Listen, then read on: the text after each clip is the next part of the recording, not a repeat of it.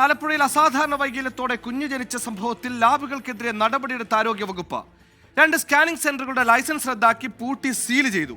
കുഞ്ഞിനെ ജനിതക പരിശോധനയ്ക്ക് വിധേയമാക്കും. സംഭവത്തിൽ ആരോഗ്യമന്ത്രി രൂപീകരിച്ച വിദഗ്ധ സമിതി മാത്രമാകും ഇനി അന്വേഷണം നടത്തുക. ജില്ലാതല അന്വേഷണ സമിതി പിരിച്ചുവിട്ടു.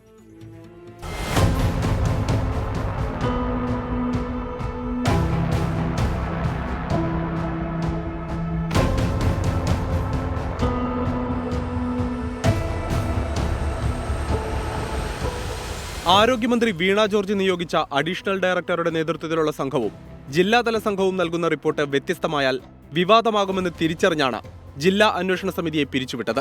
ജില്ലാ മെഡിക്കൽ ഓഫീസർ തയ്യാറാക്കിയ പ്രാഥമിക റിപ്പോർട്ടിൽ ആശുപത്രിയിലെ ഡോക്ടേഴ്സ് കുറ്റക്കാരല്ല, സ്വകാര്യ ലാബുകളുടെ ഭാഗത്ത് വീഴ്ചയുണ്ടായി എന്നും പരാമർശമുണ്ടായിരുന്നു. റിപ്പോർട്ട് പുറത്തുവന്നതോടെ അന്വേഷണ വിവരങ്ങൾ പുറത്തുവിടരുതെന്ന് ആരോഗ്യവകുപ്പ് ഉദ്യോഗസ്ഥർക്ക് കർശന നിർദ്ദേശം നൽകി. സംഭവത്തിൽ കുഞ്ഞിന്റെ ജനിതക പരിശോധന നടത്തും. അമ്മയുടെയും കുഞ്ഞിന്റെയും രക്തസാമ്പിളുകൾ തിരുവനന്തപുരത്തേക്ക് അയക്കും.